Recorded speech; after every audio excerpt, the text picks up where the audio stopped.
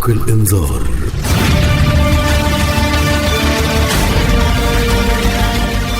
مع سبق الإنذار توجه عزة إسماعيل. الكاتب الروائي الأستاذ عمر طاهر، برحب بحضرتك وكل سنة وحضرتك بخير. كل سنة وحضرتك طيبة، رمضان كريم عليكي وعلى كل المستمعين. ما الإنذار الذي أردت أن تطلقه من خلال عنوان كتابك الأخير أخوية الطبقة المتوسطة في وداع الأربعينيات؟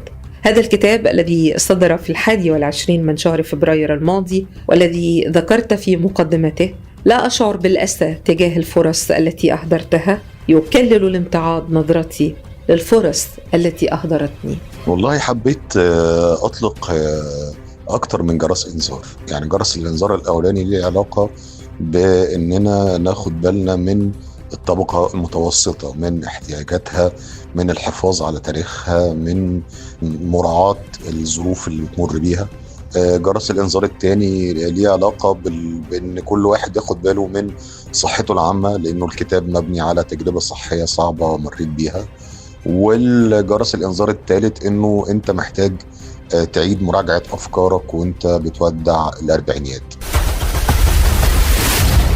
الكاتب الروائي الأستاذ عمر طاهر، هل كتاب صنايعية مصر يعتبر إنذاراً لاختفاء الصنايعية أو إشفاقاً على مصر من اختفاء الصنايعية الرواد من المجتمع المصري؟ هو لو كتاب صناعية مصر فيه جرس إنذار، فيبقى جرس إنذار لتفصيلة مهمة غايبة عن حاجات كتير في حياتنا، وهي تفصيلة الإخلاص للي انت بتعمله، ان يكون كامل تركيزك واخلاصك للمنتج اللي انت بتقدمه للناس، وانك انت تكون عامل فيه حساب الناس والشخصيات اللي في كتاب صناعية مصر دي كلها شخصيات كانت مشغولة باللي هي بتقدمه، مش مشغولة بنفسها، مش مشغولة بالشهرة، مش مشغولة بالترند، مش مشغولة بتكوين ثروات، مش مشغولة بأنها تاخد جزء من المشهد العام، لا، مشغولة بأنها بتقدم حاجة بتنفع الناس، وكان كامل الإخلاص والتركيز والمجهود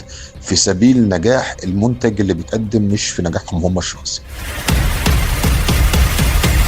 الكاتب الروائي الأستاذ عمر طاهر، ربما صرحت قائلا: الأدب الساخر هو فن، وأهم سمة يجب أن يتمتع بها الكاتب الساخر هي التحلي بالإنسانية، وخفة الظل تقع في المرتبة الخامسة أو السادسة من سمات الكاتب الساخر.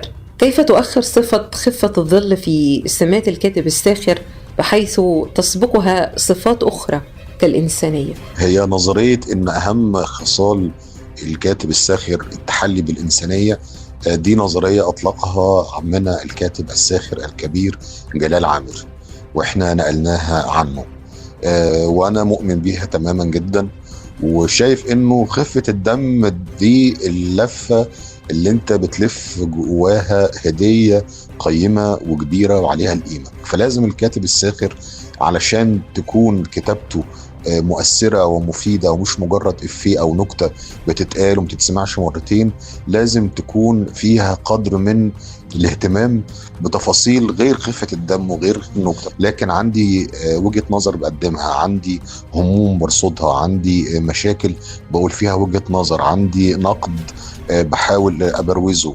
كل دي مهام لازم يكون الكاتب الساخر حاططها في دماغه علشان تكون كتابته مؤثرة وعمرها طويل ومتجاوزة فكرة إنها نكت وسكتشات بتتقال وخلاص. الكاتب والروائي الأستاذ عمر طاهر، النقاد يوجهون إليك إنذاراً بأنك تتهمهم بعدم التأثير في الحركة الأدبية عندما عبرت عن استيائك من أحوال مهنة الكتابة، موضحاً أنها غير جيدة ولا توجد حركة نقدية حقيقية في مصر. ده حقيقي، ودي وجهة نظر أنا متمسك بيها، إن إحنا فعلاً ما عندناش الحركة النقدية اللي ممكن تفرق مع كاتب أو تفرق مع تجارب بتتقدم. عندنا حاجات كتيرة جدا تقول فيها رأيك، لكن النقد ده فن. النقد ده فيها مزيج من الأدب والعلم ووجهات النظر القارئة والذوق والحس. الناقد الحقيقي بيكون بيسموه صانع ذوق، يعني بيشير للتجارب المهمة الجادة اللي عليها القيمة المختلفة اللي فيها حاجة، مش مجرد انطباعات عابرة وخلاص. فاحنا الانطباعات والآراء اللي هي تليق بمطاعم بخروجات موجودة كتيرة جدا عندنا، لكن حركة النقدية تقدم خدمة للكاتب وللقارئ دي لا، ما عندناش.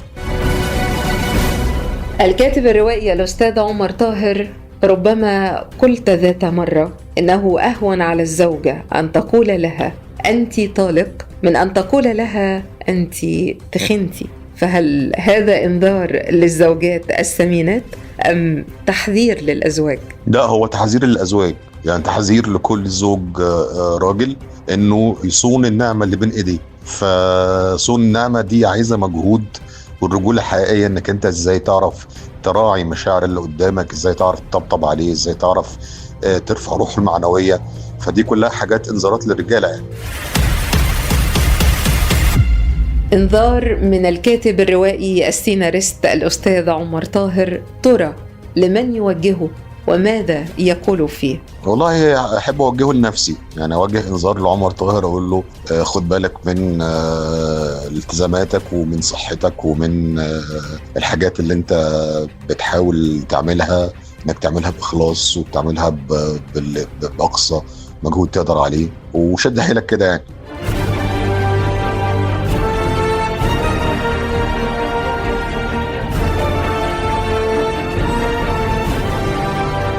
الكاتب الروائي الأستاذ عمر طاهر، كل سنة وحضرتك بخير. رمضان كريم، وكل سنة وحضرتك طيبة، وكل سنة وكل المستمعين بخير.